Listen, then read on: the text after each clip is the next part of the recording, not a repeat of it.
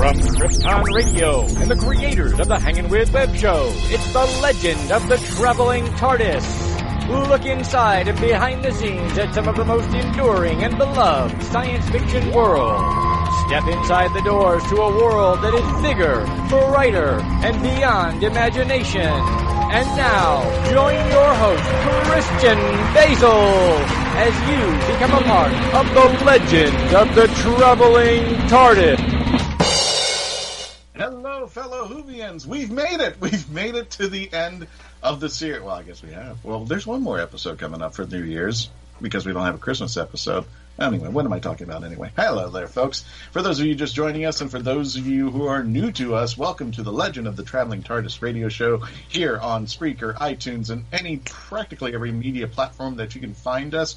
We do a weekly radio show here on our favorite program, about our favorite program, Doctor Who. I don't like doing this alone, though, so today I've got some very special guests. Returning back is our favorite cosplayer, one of our... Don't tell her I said that. No, don't tell everybody I said that. I have Miss Jessica Womack. Hello! Of Swan Song, got it right? No. Song Swan Cosplay Yes. on Instagram. I'll never get it right, ever in my entire life there, but you gotta check It's this okay, out. I don't either. You tell friend you need a business card, that's what it is there. I do. Also returning with us is Mr. Kevin J. Kessler of the Justice Tower. Justice Watchtower. How you doing, Kevin? I'm doing good. The Watchtower's got a big episode this week because we're talking about the big crossover between the Flash, Arrow, and Supergirl. And by the way, thank you for covering for me last week while I was away. Oh, it was my pleasure. Taking care of personal things. And joining us for her very first time from the Wibbily Wobbly Timey Wimey shop. Ladies and gentlemen, I would like to introduce you to Heather Seamon-Daly. You've seen her probably touring the country. If you've been to any of the Doctor Who conventions out there specific, and some of the bigger conventions, you have seen the Wibbly Wobbly Timey Wimey shop. How are you doing, Heather? I'm good as long as I stay in the car. It's a little snowy and blowy outside. It's a little snowy and blowy outside. Heather's got out there. Where are you, Heather, by the way? Where are you at right now? We're out of Syracuse, New York, but we do 40 cons a year, and last year we did 30 states. And tell us a little bit about where you got the name Timey Wimey. Of course, I know where you got the name, but why you chose Wibbly Wobbly Timey Wimey, and which conventions have you gone to?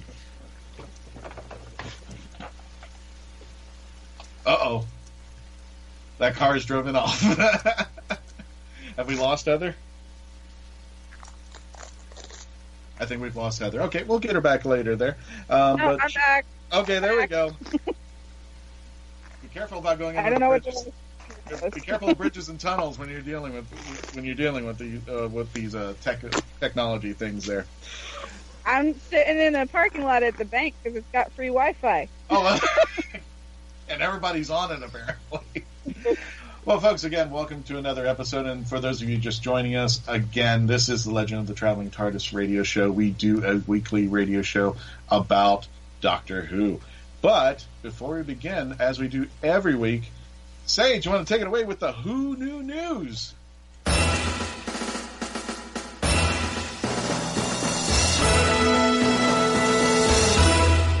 That'll be. Okay, to start us out, the first initial ratings for the Battle of Ranskoor, because I'm not going to pronounce the rest of it, or I will horribly mangle it. It was 5.32 million viewers, which would place it as the fourth highest for a Sunday night on BBC for that night's lineup. So still very steady. Everything's all good.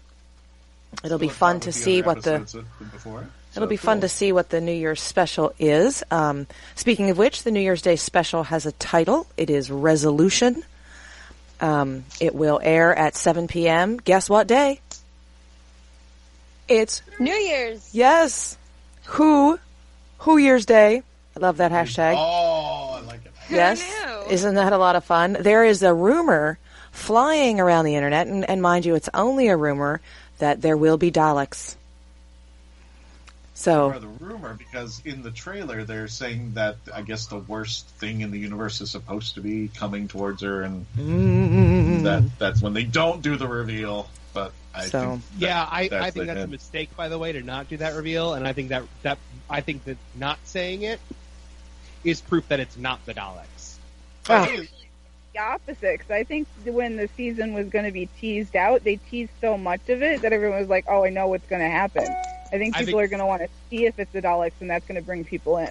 Yeah, but I think they're going to be let down when it's not the Daleks. I think it's going to be like the most dangerous creature in the universe, the Patang. I was going to say the same thing. Yeah. I was going to say Michael Grade, but I meant, if anybody knows Doctor Who history. Anyway, you guys excited about the New Year's special? I mean, everybody's talking about it. Everybody's projecting, of course, the Daleks being the bad guys out there. Do you think that's who it's going to be? And I think I know what you're talking about, Kevin, because if they're going to talk about who the baddie is going to be in this episode, I don't think they should leak it out.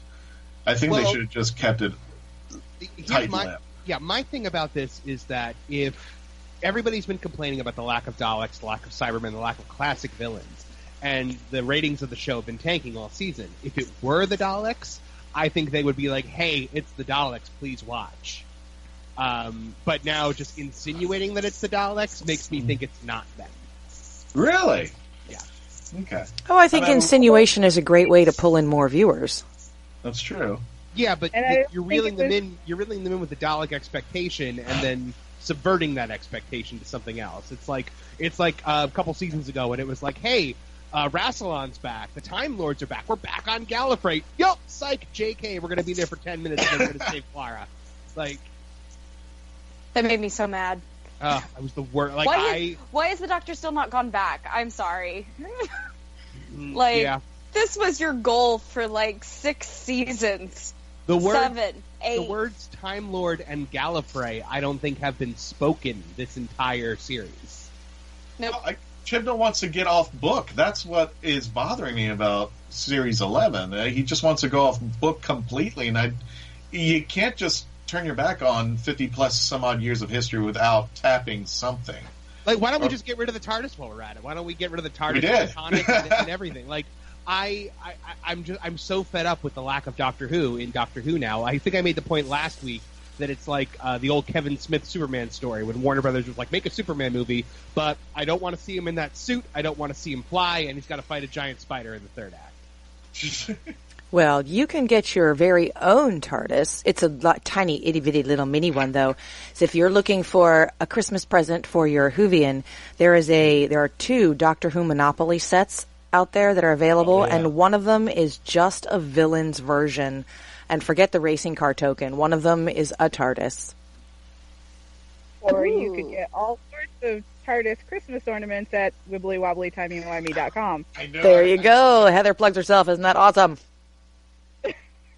I mean, if we're going to plug buying stuff, let's plug, Okay, folks. Well, without further Shameless ado, plug. Hey, we live off those Nothing shameless plugs. about it. I have no shame. No shame. hey, you're talking about a woman who's toured 20 conventions, big conventions out there. So she does a wonderful job out there with the Wibbily Wobbly Tommy Wimey shop there. But without further ado, folks, let's go ahead and talk about the Battle of Ranskoor. The Battle of Supercalifragilistic. That battle, yeah. The Battle of the Ranskoor Of Kolos. Ranskoor F. Kolos. I really think somebody sneezed and Chibnall recorded it and he said, "Oh, that's going to be the name of a planet." I don't know where that came. I was actually Googling and anagramming it and saying, "There's got to be something. There's got to be something in this title." Well, it reminds me of Ranskoor Cephalopotorius, yeah. So it's a good old name. But I love how you just spat that out, Jeff.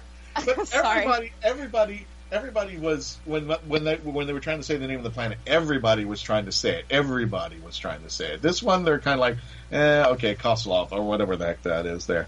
But without further ado, folks, we are going to be talking about the Battle of Ranskoor of Kolos, and as we do our ratings, 1 TARDIS being 10 TARDIS being awesome there.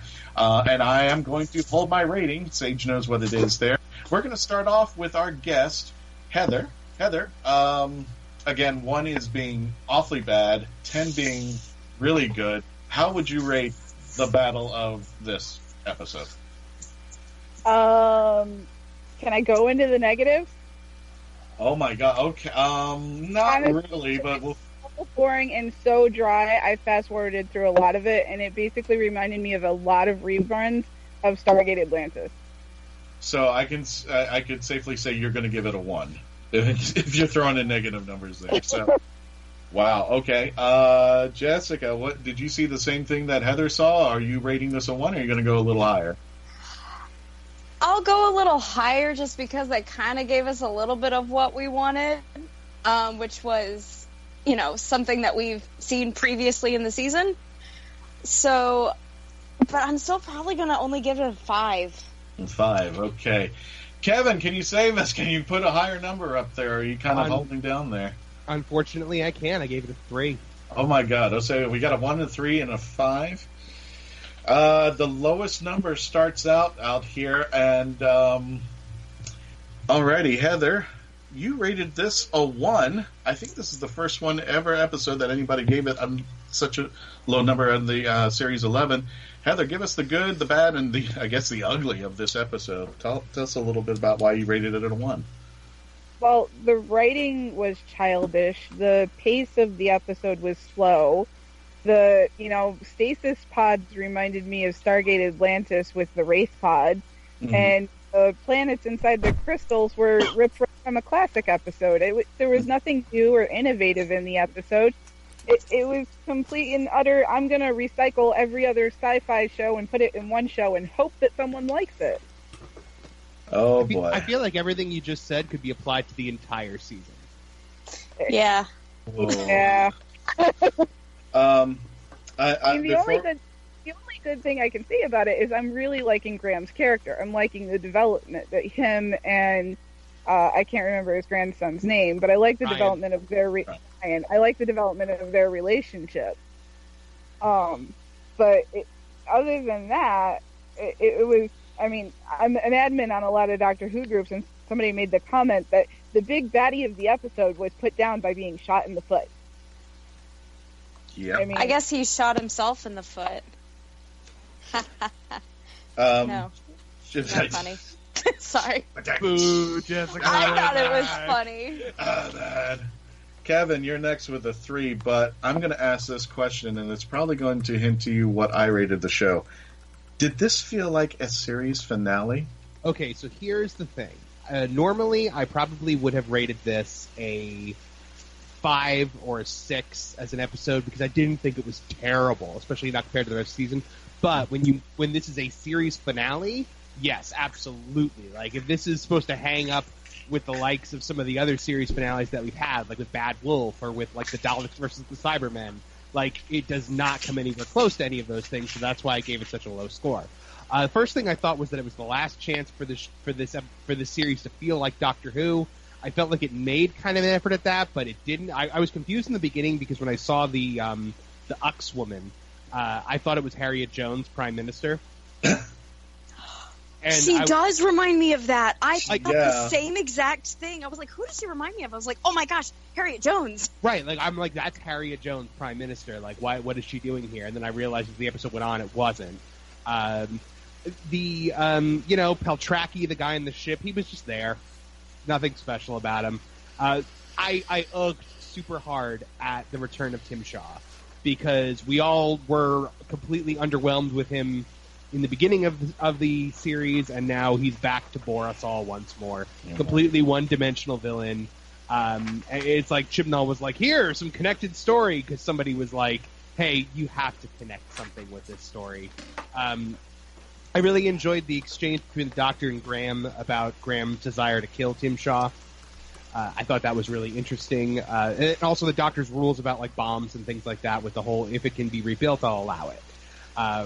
Ryan not wanting revenge, I thought was very interesting and very like conducive of his character. I thought that was a good character moment for him.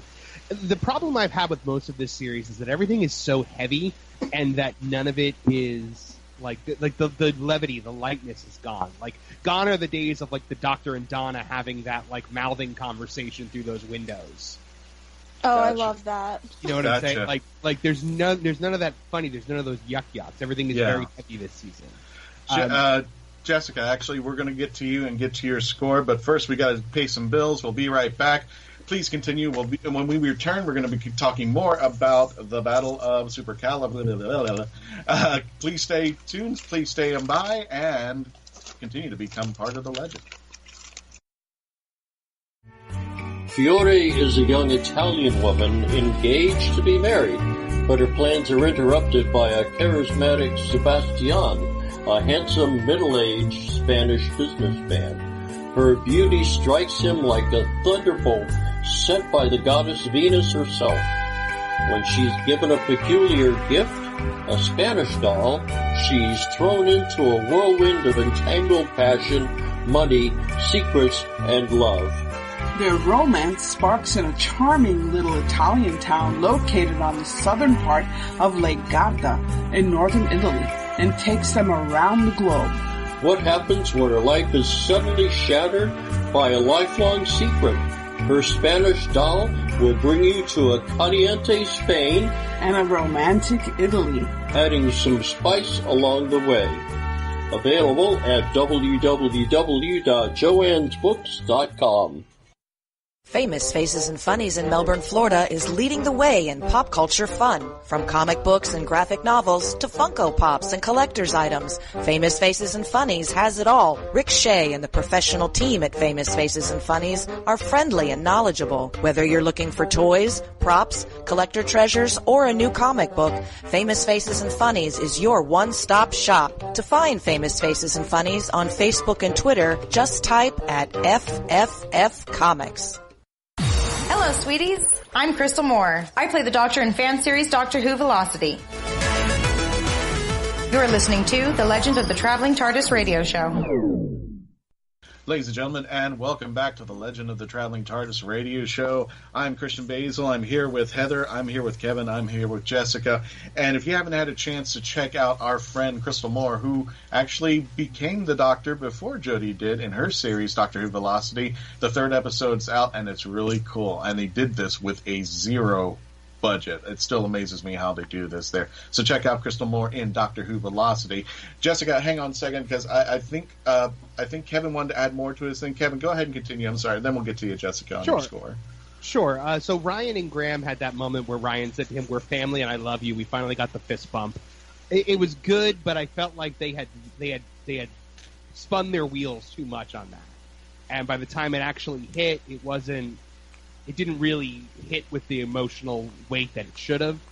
At first, I was really digging the exchange between the Doctor and Tim Shaw, but at the end of the day, I felt like it was very cliche. And when I really thought about it, and I thought about the dialogue, I'm just like, I just like this because I like heroic banter. Like, it wasn't like any other Doctor would have had this, like, you know, dun dun dun dun dun dun dun dun, and would have started talking really fast. And because I'm the Doctor and I'm going to stop you. I felt like the concept of Tim Shaw stealing the planets just felt very Brainiac to me from Superman. Again, not an original concept. Especially when we've already done it with Davros. So I mean, right, yeah. Ryan's dyspraxia also goes away whenever the plot needs it to go away, and that really bothers me. So I thought for a second that Graham was going to sacrifice himself or somehow die trying to stop Tim Shaw, which would have been poetic in a way, I think. But I'd already seen the trailer for the New Year's episode, and he's in it, so I knew he didn't die. The Yippee-Ki-Yay robots was cute. Absolutely. Graham's anger, like, Graham was so angry in this episode, I feel like that should have been, like, throughout the season, but it feels like no episodes actually connect to one another this season, so there were no overlying arcs. It was just like, oh, now I'm mad about Grace's death, instead of being grieving like I have been the entire time. Yeah, the shooting him in the foot was stupid. The imprisoning, though, was really good. It didn't, like I said, didn't feel like a finale, just a normal episode. Never need to see Tim Shaw again, and that was my take on this episode. Here's the thing I'm having a difficulty with Graham, just real fast, and the fist bump part. The end of the last episode, when he calls him Granddad, I think that was the fist bump. And I think that when they started doing the fist bump and he goes, "I love you," they kind of took the thunder out of that for me. They tried to double dip the chip. They double dipped the chip and it came out nasty. And the fist bump should have happened right when he called him Granddad, and you could have had something, Graham walk away and then Ryan turn around and go, "I love you," or something like that. But that should have been the moment. When it got to this point, I'm like, oh, okay, it didn't bode well. But before we go any further, Jessica, you gave it a 5, which unfortunately is the highest score in this room right now. So talk to us about the 5. See if you can give it a little redemption to the Battle of Ranskoor. Well, I mean, I gave it a 5 just because of the fact that it wasn't horrible and, like, it was average, but I agree. For a finale, it was absolute crap. Because you want it to ramp up, you want it to be something that leaves you wanting more, and really I was like, okay, I'd like some more sleep after this because I'm a little bored. But there were some beautiful, beautiful moments, and I think that's the only thing that kind of wrapped it up to bring it higher to a 5, which is sad. But like some of those being,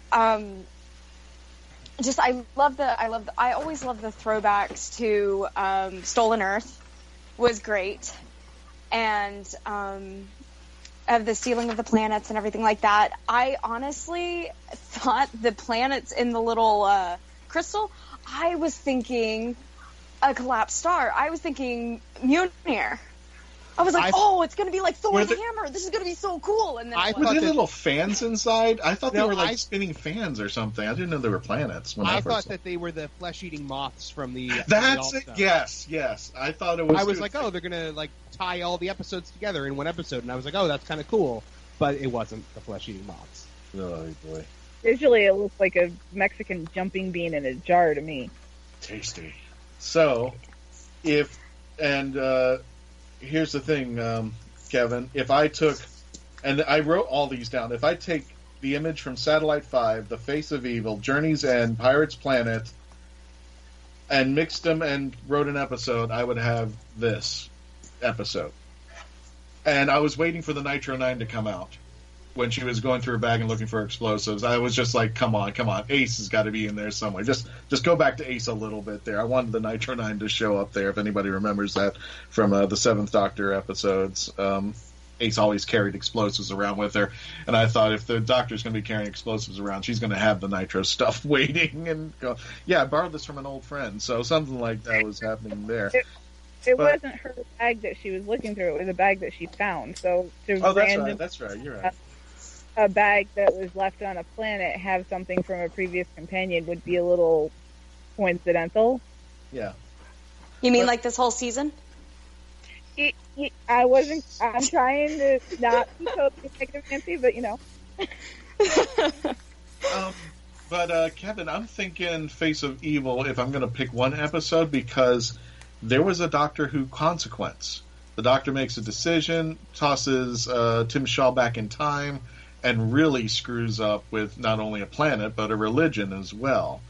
What did you guys... I'll throw that out to anybody. What did you guys think of that as a device? I mean, the Doctor making decisions that have broad consequences, they are... like, it's a familiar trope of the series and something that is welcomed, but I don't think this Doctor sells the dark, like the dark side of her character. Like I've said, she's just this ball of happy puppy joy, and I didn't feel any guilt from her about the fact that, like, because she did this, these people lived in slavery for 3,000 years. They didn't play into it at all. So while you or I might see something like that, this episode felt like somebody at the BBC was like, listen, this isn't working. Write a Doctor Who episode. And he was like, oh, well, I'll do it, but I don't wanna.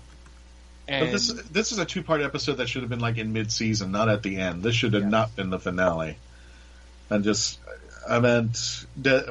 do you guys think of Tim Shaw as the bad guy? Horrid.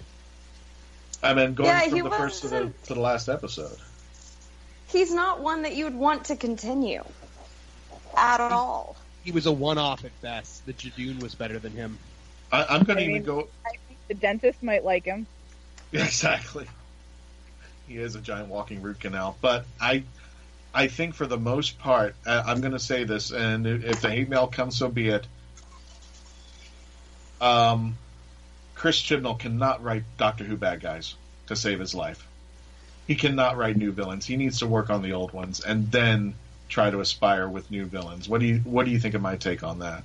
Especially now with everything that's happened with Rosa, with Tim Shaw, with all these villains. Even the flesh moths were kind of like, oh, they're kind of cute actually. They just look like moths. They eat flesh, and they kind of is cute. And they kind of had a throwaway moment because at the very end they kind of just disappeared. So, I mean, yeah, he's more worried about social commentary than he's worried about like creating long-lasting, iconic Doctor Who villains. Like, if I was the showrunner of Doctor Who, if I'm writing Doctor Who episodes, my goal is like I want to create the next Weeping Angels. I want to create the next new Who villain that becomes like a staple of the series going forward. Right, but I'm worried about it. I'm almost scared for him to get the Daleks because I don't like what is he going to do with them? How is he going to make them more political? We're going to make the universe great again. Like, probably. As long as they're not painted for me. I just. But I agree with that. I agree that it's very difficult to try to create new monsters and create new scenarios if you haven't tackled the old ones, and he really hasn't. And I think that's where the disconnect is with this season of why it doesn't feel like Doctor Who, because he's going completely off book and there's no sense of familiarity. And if you're going to have any sense of familiarity, there needs to be a actual season finale, not just another episode in the season. No, and it was just like, and I'm hoping with Resolution that when we get to that episode, it's kind of like the Husbands of River Song. We kind of had a daft series, but Husbands of River Song kind of pulled it back up. Oh, I'm gonna start crying if you talk about that episode. I love it. Come on, I have a friend who hated River Song, but when he saw that episode, he goes, "This is the way it should have ended. If this is going to be her last episode, this is the way." And it wrapped up everything nice and neatly in a tight little Christmas bow for everybody to watch. And I loved it. And Capaldi really played it with her. Well, and that's the thing. When you bring in, like that, and that's what this Doctor has needed. This Doctor has needed something that has interacted with the previous Doctor, whether it be a Captain Jack or whether it be a K9. Yeah. It needed something to tie back to being that this is the Doctor. And usually, the first Dalek episode is usually that moment where we get that moment where, like, we're like, oh, it's the same old Doctor. It's William Hartnell back to fight the Daleks again, and we just don't have that. Yeah. Well, folks, stand by. We got to pay some more bills. Hang on tight because we're going to be back. We're going to be wrapping up our review of the Battle of Ranskoor. I'll eventually get that right at some point or another. But when we return, we're going to be continuing our review and our wrap-up session. Folks, thank you for continuing to listen to the Traveling Tardis radio show and continue to become part of the legend.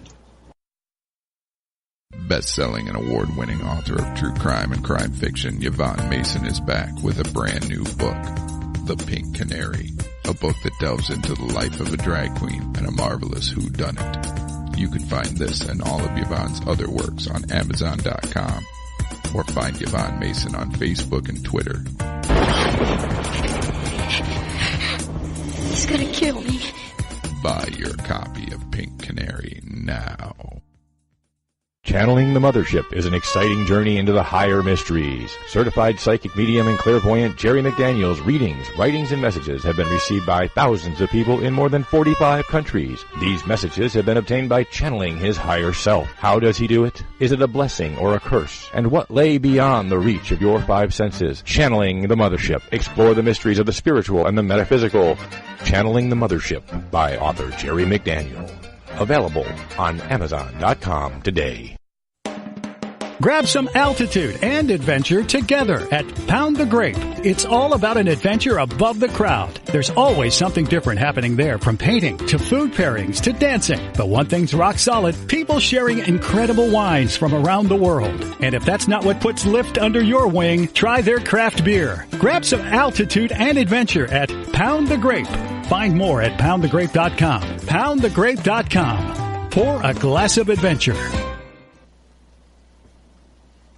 Hey, Sage, you've been to Pound the Grape. What's it like over there? How is everything? Because I haven't been there myself, but for somebody who's never been to Pound the Grape, tell me a little bit about that.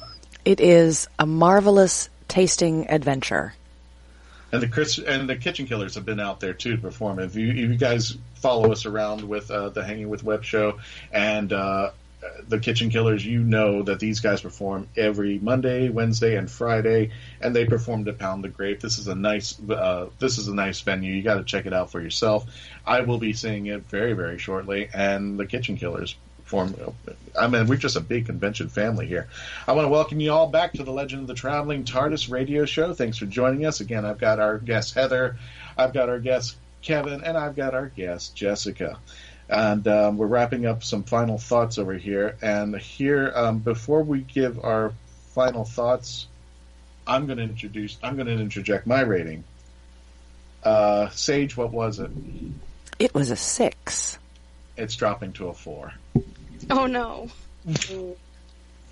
It's the first episode. Yeah, and it's all really about, it was a dud episode. I mean, out of all the 10 season series that we've had with the big ending, I even forgive Time of the Doctor over this episode. And Time of the Doctor, what I thought was a cluster at the very end. You had Day of the Doctor, which was this phenomenal 50th anniversary story, and then they threw in Time of the Doctor, and I'm like, what the heck just happened here? And it didn't feel like a finale. I think for the rest of the series, Kevin, I join in with you that not only does Chris Chibnall not know how to write bad guys, he doesn't know how to write for Jodie. And I wanted to see a darker Jodie. I really wanted to see some darkness in here, and she, for the most part, has been. And this is not to insult Jodie's doctor, but she's been all this fluff and niceness and everything. And I said, I need her to get dark. I need her to go downhill. I've seen it in the Ninth Doctor when he's saying there and he's in the Dalek's face at the end of on Satellite 5, and the Daleks are going like, we're going to exterminate Rose, and there's nothing, you will surrender, and he's going, no. And I said no. I saw that moment when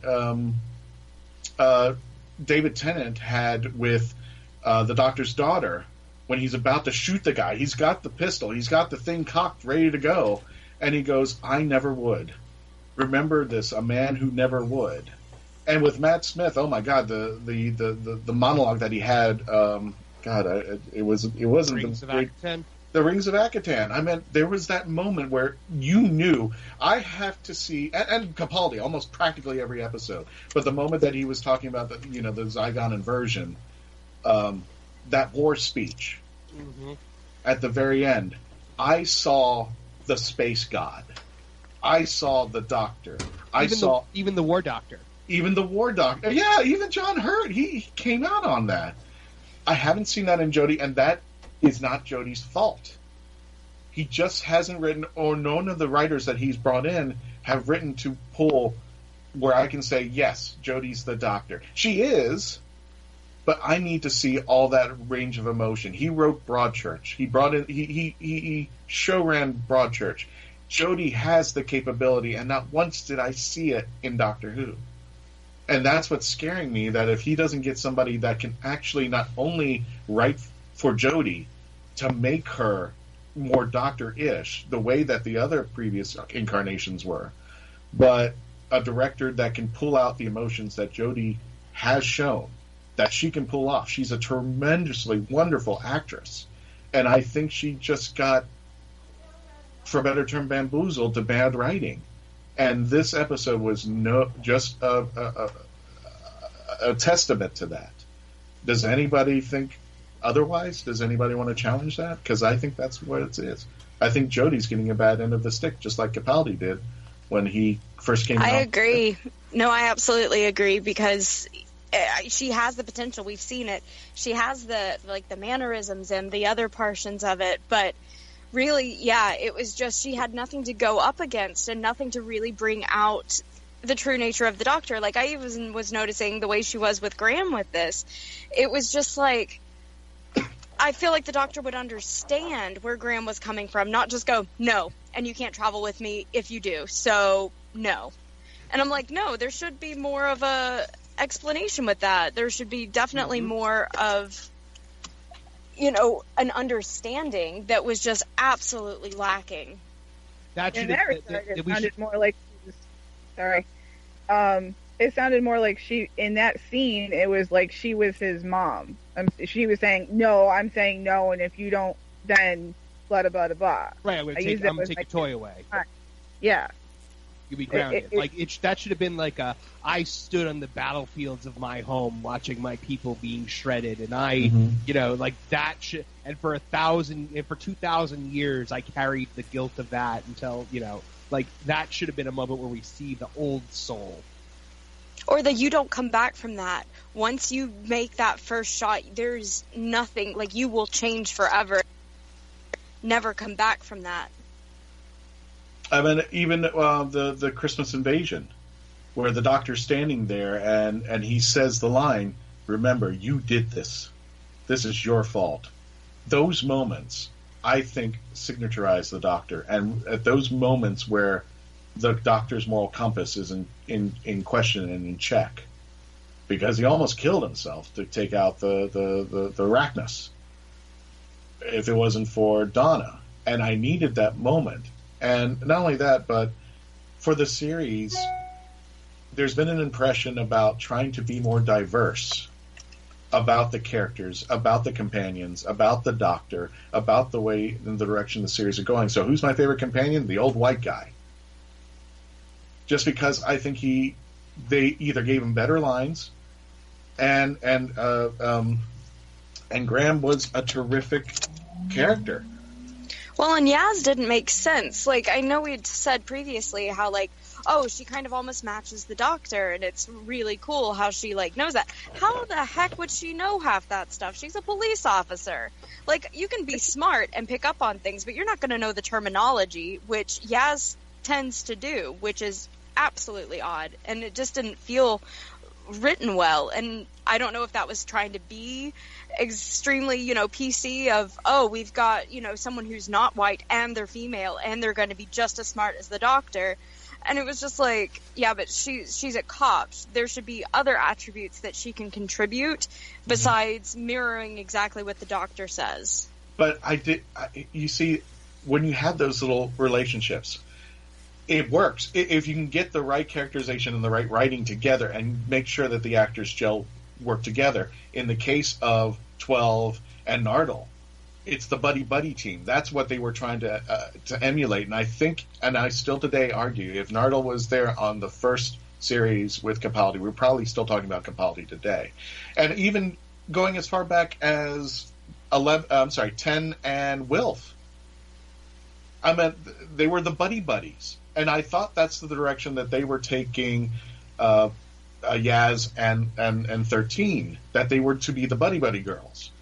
But I didn't see anything in that, and then it kind of just we kind of lost track a little bit as far as the relationship. The character development was gone. Everybody loved that Ryan had his disability and that he was working with it in the series. But then it got lost somewhere, and then we just forgot about it. I don't know, it's because we had different writers along the way, or Chris Chibnall just didn't enforce it as much. We have the characters over there. But the heart of Doctor Who kind of got lost somewhere. I think Jodie is a wonderful doctor, and an actress, I should say. And I think she can be a wonderful doctor if given, writing-wise, directing-wise, and showrunner-wise, the direction that she needs to go in. And still hold on to the traditions that are true of Doctor Who. And yes, we should have gotten reflections of old classic stuff. I think that's the gem of it, because even though the Doctor changes, the world around him or her still revolves the same way. And with all these episodes, I kind of just feel, I'm sorry to say this, I felt it lost its direction. I don't recognize the show right now. And I like certain aspects of it. Yeah. Like if certain episodes were mixed in with that would be absolutely fine. I love new planets. I love new species. Like those are some of my favorite, like the pregnant dude in that one episode. I loved that as an alien. I absolutely adored it. But the fact is it was mixed in with a bunch of other planets and aliens none of us have ever even heard about. Mm-hmm. And you're going to say, oh yeah, no, it's totally the same show. Is anybody? I think Yaz's character, the police officer part of her, was completely written out because I'm friends with a lot of cops. Cops tend to be leaders and they tend to know procedure and they tend to, okay, let's analyze the situation. None of those characteristics that I think of as a police officer came out in her at all. She was so meek and mild and, oh, I'm going to let the doctor take the lead and da-da-da. And she's supposed to be, at least I got the indication that she was supposed to be something higher than a beat cop. But she was totally acting like a beat cop. Yep. Well, that's the case. She had an occupation, and it was the same way that Bonnie Langford had to deal with Melanie. She was a computer expert specialist and then ended up being a health guru, and we never got to saw her talents as a computer. Well, she's got it. Why don't you use it? And it wasn't until like a Big Finish episode that finally gave her the pull to do what she wanted to do with Melanie. That she wasn't just screaming at the top of her lungs at a higher octave. There was a character underneath that persona, and she was brilliant. The thing is that I think it just, like I said, I don't even recognize the show. Kevin, help me out. Are we watching the same show that we've seen the last 10 series, or am I just... No, we're not. We all poo-pooed Moffat for so long, and I think we're I kind of miss Moffat. This point now where it's kind of like, the Devil I Know was better than the Devil I Don't Know. Right. And Moffat, for all of his faults, still made some iconic Doctor Who things, and this is the first series where I felt like there's been no iconic moments at all. I feel like the speech with the frog there that was supposed to represent the universe was close to Matt Smith's Ring of Akhenaten speech. Like, it could have gone that way. When I first started hearing it, I thought it was going to go that way, but it was flat. And the other thing that I'm thinking of since I've been talking about this, think about this. What if we swapped last week's episode and this week's episode? Would last week's episode feel more like a season finale if it was the season finale? Yes. It would have been better. I think so. Yeah. I think it would have been better there. Well, I'll tell you what. You know what? Everybody hold your thoughts, because I want to try to see, after we come back from the break, I want to see if anybody has anything good to say about this episode. So, because I don't want to keep pounding on things, but I just feel like I want this to work. This is my favorite TV show. This is my childhood history, and I want this show to succeed. Maybe there's something good about it, and it'll give us some time to think about it. But folks, hang tight. We'll be back after we pay some bills, and again, please continue to become part of the legend. From the imagination of author Kevin J. Kessler, the Rosinante dragons are no more. They have fallen into the obscurity of lore. Now warrior Valentine Beret and Seraphina, a magically gifted princess, are on a mission to save the world of Terra. Together they must face the Rosinante legacy and combat the greatest threat their world has ever known. In the end, who is stronger, the man or the dragon? Find out in Kevin J. Kessler's The Rosinante series on Amazon.com today. How you doing, everybody? This is KG Bethlehem. I'm an author of a new book called Certain Moments of Time. It's a collection of short stories. These short stories range from post-apocalyptic, dystopian, anti-utopia, as well as general fiction. You can find Certain Moments of Time on sale at Amazon.com, where you can purchase the ebook format as well as paperbook format. You can also purchase it at Lulu.com, paperbook format, and will be on sale soon at BarnesandNoble.com. From some of today's best-selling, award-winning authors comes 22 page-turning tales, Cursed Lands. Cursed Lands will lead you through one doomed world after another in a haunting dystopian urban fantasy. Join the courageous as they battle for survival across worlds where fae, Vampires, angels, witches, and more roam freely. Cursed Lands is coming soon on Apple Books, Kobo, and Nook. Pre-order your copy for just 99 cents today. Hey everybody, we're back. Welcome back to the Legend of the Traveling Tardis radio show. I'm Christian Basel, your host. I've got my friends Jessica, Heather, and Kevin with me. We're still reviewing the episode. I'm going to try my best to say it's the Battle of Ranskoor of Kolos. I hope I said that right, because I'm trying so hard there. Yeah. I've been thinking about it, and I've been trying. Anybody have anything positive to say? Because I wanted to end this episode on a positive note as far as this episode is concerned, especially the series finale of Series 11. Is there anything that you liked about this, or something that I may have overlooked? Okay, I really liked the. Well, I really loved the race of two. I thought that was beautiful. The Ox, yeah. And I wanted to know more about it. But I absolutely thought that was gorgeous, and it was kind of unique how they each had their own abilities within that, and it was almost it kind of gave me some Sith vibes though. There's the Master and the Apprentice, and there's always two. Yeah. But ultimately, I absolutely loved them. I loved that one was just of pure faith, whereas the other one was no, there's right and wrong, and you have to, know which is which. So I really did like that particular aspect of it. I loved the development of, the old one. Although I feel like if, what's his name? Doctor Strange, if they were to have a race, this would be it. Oh, I got you. Okay. Because they really reminded me of, she reminded me of the old one, the wise one. What one? The ancient one. Ancient one. That one. Yeah, she kind of reminded me of... You can't play in the marble pool anymore. I know. Oh, my gosh. No, it just left my mind. I'm doing all the synonyms, but I'm missing the actual one. Silence got to you again. Yeah, there we go. Yeah, they're right in front of me. Who? I'm glad you pointed that out. I'm glad you pointed that out because one of the things I wrote down was one of the things I actually liked about this episode. Faith was being used as a weapon. Yeah.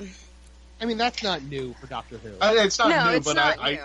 Well, I'm trying to pull the positives out of this episode. Oh no, but it's in a different way because it almost reminds you of the Minotaur, where it was all about faith, and you had to lose your faith to survive. And the Doctor was mistaken in that instance of, but it was unique to see the Doctor going back to, you still have to hold on to your faith, always hold on to your faith of whatever you believe in. And it was nice to see that from the Minotaur episode to this one, of the Doctor didn't change in that aspect, even though he did go against the Minotaur who needed you to have your faith for you to die. As lovely as that is. Okay. Kevin, did you find anything redeeming about this episode? Please, I'm trying to look for some good stuff in about this episode. I mean, yeah, in my review, I said a couple things I enjoyed. I really liked the, and now I can't think of them. But that's how memorable they were. The Graham and Ryan development was great. Yes, the Graham and Ryan development. Yeah. Ryan's character development, especially the fact that Graham wanted revenge, Ryan didn't. I just wish those things would have been fleshed out over the course of the series. And I first liked the Doctor's exchange with, with Tim Shaw. I actually really liked the moment between Tim Shaw and Graham, where Graham's like, "You killed my wife," and he's like, "Good." I was just like, "Oh, that was kind of awesome." But yeah, that's about it. Well, that's one of the Heather. That was one of the few redeeming things I like. And here's the weird part about this, and this is why I say this episode should have been in the middle somewhere. I didn't see anything that led. I meant, with the exception of the last episode, maybe, but I didn't see anything leading Graham up to this moment. And it's not because I don't think this was a good device, and putting Graham under the knife was a great thought process, but I didn't see anything character development throughout the series. And I know he was hurting inside with Grace and the loss of Grace, but I don't know if it was enough because he's always been the voice of reason in almost every episode. But I think that's what was beautiful about this, was it's because he was never faced with her killer. He never had the chance before. That's a good point, yeah. And that's what I loved about that particular aspect of it. I thought it was completely in character, because he was the voice of reason and he was all of this. But it's like everyone has their limits and everyone has their points. So as soon as he saw Tim Shaw, that's when it hit. And you watch his facial expressions and you know that it was not even a decision in his mind. It was something that he had resolved to way before, and that was how he almost dealt with Grace's death, I feel, was if I ever see him again, which he never thought he would, he was like, I'll kill him, which he never thought he'd have to actually follow through with that. But since he actually did, he had already made that resolve, and that's, I feel like, part of his grieving process, which is how he kind of did so well with having just lost her, was he was like, well, you know, if I ever see him again, I will kill him. And that was his resolve. That's how he dealt with the grief. But he was like, but I'll never see him again. So it's fine. And that's why I did. And I think I love that line very much. And it was the line of the show that I usually pull out of the episodes. Be the better man, please. And I think that was Ryan to him, wasn't it? From Grace. Grace said it to Ryan. Grace said it to Ryan. But didn't Ryan say it to him? And then Ryan said it back to him. Yeah. Yeah. Okay, yeah, and I was like, that was the line that I saw in this episode, and out of everything that was said, I was like, be the better man, please. I love that line, and like I said, I don't think it was something that, I think it would have worked mid-story to kind of resolve him, because he's always been, again, the voice of reason, the voice of hope and everything, and I didn't feel it. Maybe everybody else did, but I just didn't feel Graham going into this moment, maybe midway, and then it would have started another character development with him that he's gotten past this. I don't think this was something that should have been in the finale. I think this was something that should have been in episode 4 or 5. So think of it a different way. If they had gotten to that point where, you know, he has the gun and he's pointing it at Tim Shaw, and he goes, no, you know, Ryan says, oh, he's not worth it, basically. And Graham goes to walk away. Then you put in Tim Shaw goes after Ryan, and Graham's paternal instincts kick in. He kills Tim Shaw or seriously injures him. Then they put him in the pod, don't tell the doctor. Now Ryan and Graham would have this secret that they're hiding from the doctor, and that could carry over into the next season. And that would have probably been something that I would appreciate. I would have probably appreciated more Tim Shaw about that, because the stakes would even be higher. Oh, because I think I love their relationship.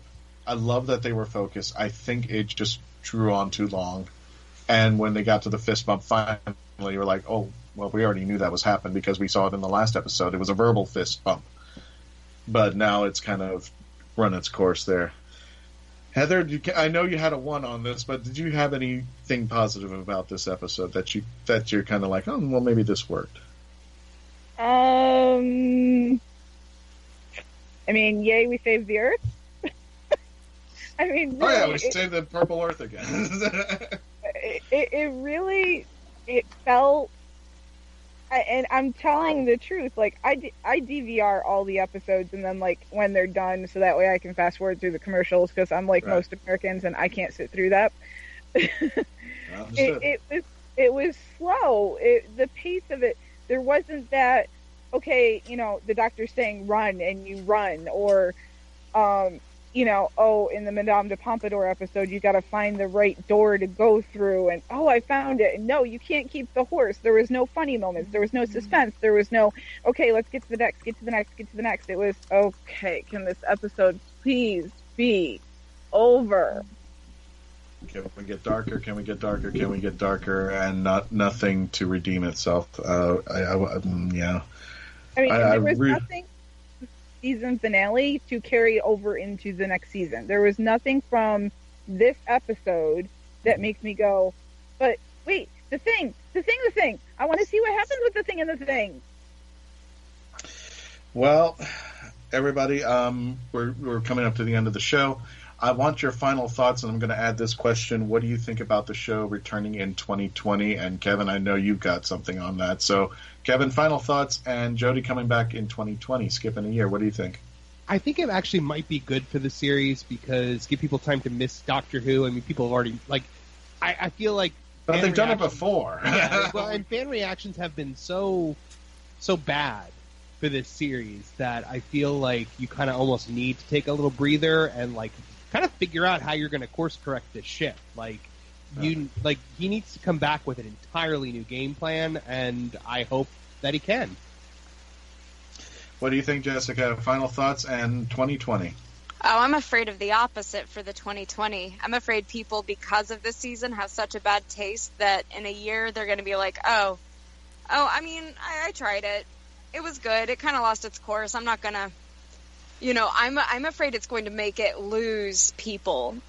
I feel like if they had come back sooner with a better writing course, that would be a stronger way, because then people won't have gone, oh yeah, Doctor Who. So, Gotcha. because you're not going to have the shtick of having a female doctor, which I feel is what brought people back from the low ratings of Capaldi. I absolutely adore Capaldi, but he did have a little bit of lower ratings than the others.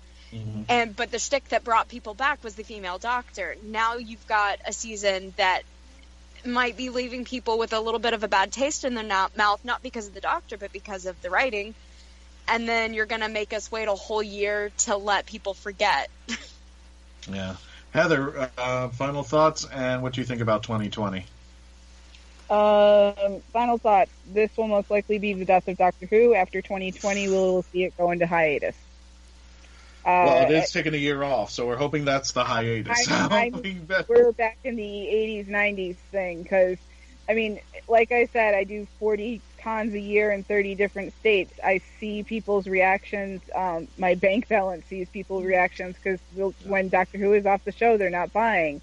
It's people are not interested in what they don't see. People have short attention spans. It's not like we're back in the 50s or even the 40s where we're going to sit around the radio and pretend that we see what we're hearing. No, people are instant gratification. We want to know what's going to happen next week now. I mean, look at Netflix and Amazon. They release an entire season in a single day. People binge watch it and talk about it for months and months and months. And Sage, you got 30 seconds. Tell me what you think about 2020 and the end of this series. Well, let's hope that they can get everything together and become more cohesive. Everybody has said that they are signing back on. Jodie, all of the companions will be back. So will Chris Chibnall. So we will just have to wait and see what 2020 holds. And until then, we just have to have a resolution to hold us over. There you go. Oh, I see what you did there. Yeah, just stand by, folks, because we've got that clip coming out over there. And even though this is the end of the series for Doctor Who, it is not the end of the Legend of the Traveling TARDIS radio show. We are putting out an episode every week of the year, and we're going to be touring into conventions in 2020. The TARDIS should be appearing, the Traveling TARDIS should be appearing at Hallmats, Holiday Maserati on Sunday. Did I say that right? Maserati. And we've already scheduled for Sci-Fi Bartow in, I believe that's February. And then, folks, again, yes, there's more. There's going to be a lot more. We got a lot to talk about. Got a lot of discussions. Got a lot of interviews coming up. So please continue to become part of the Legend of the Traveling TARDIS as we go in more into the Facebook page, facebook.com/Legend the Traveling TARDIS.